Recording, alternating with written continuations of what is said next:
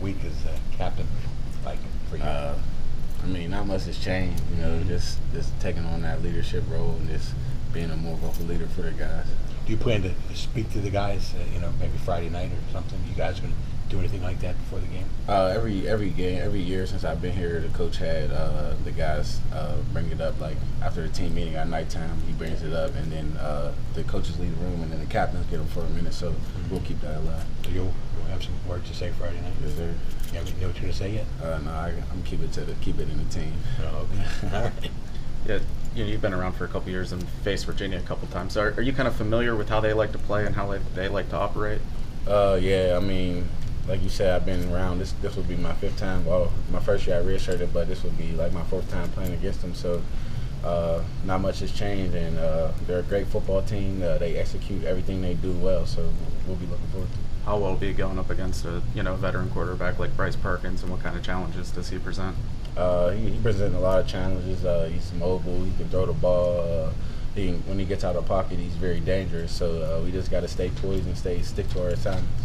Is it surreal that you're entering your last year here? It really is. I think about it a lot. I have these talks with my mom all the time as well. It's like crazy. She says all the time, it's like you just stepped foot on campus, so it's surreal for sure. Like what kind of talks and how frequently are they? Just like, like I can't believe like you're already a senior. You're going into your last year. You'll never play college football again. I mean, it's not that frequent, but when we have them, it gets deep. Does that ratchet up the urgency?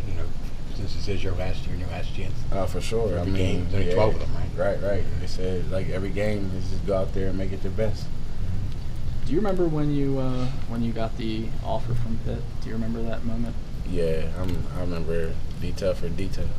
What have you given yourself a chance to maybe look back on those kind of things, like those early memories at Pitt when as you're entering your last year here? Just recently, during camp we do our senior talks every day, a different senior talk. I had mine last week.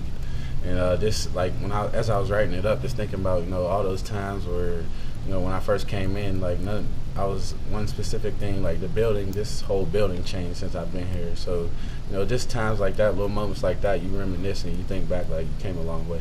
How much have you changed, do you think, and as a player and kind of person in that time? I think I matured a lot. Not that I was doing anything goofy, back in the early days, but I had to, get more vocal and be more of a leader early on. So I think I matured a lot. You talked about knowing all the details of that offer. What kind of details do you remember from getting that offer? I just remember it was the last day Coach Christian could evaluate, and I was sitting at home, and I got a call to come down and work out.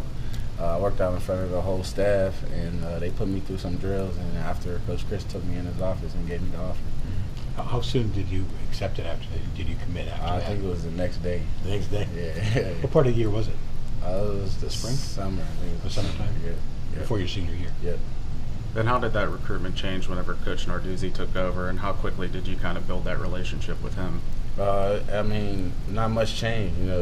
Coach Narduzzi honored my scholarship. He came to my school. He came to my house like a week later. So, I could tell it was a real genuine relationship, and he was that type of guy, that cared about his players. What did that Pitt offer mean to you, just not only given where you're from, but also kind of some of the other schools that were interested in you? They were kind of, in terms of like tiers and all that kind of stuff, it was on the lower end. I guess, what did that kind of mean to you, getting that kind of offer? Just a great opportunity to play at a top level, institution. Like you said, my other offers, they were small schools. Pitt was my biggest offer, so it was just a great feeling. What about going up against a cornerback like Bryce Hall is going to be on the other side of the field? Like, you match yourself against him? He's a great player. He's a great guy. I don't really try to match myself against no one. I just go out there and play my game and do what I can do. When you're playing a quarterback like Perkins, who might extend the play longer and you guys have to cover for longer, how do you stay kind of disciplined in the back end when he's running around trying to make plays?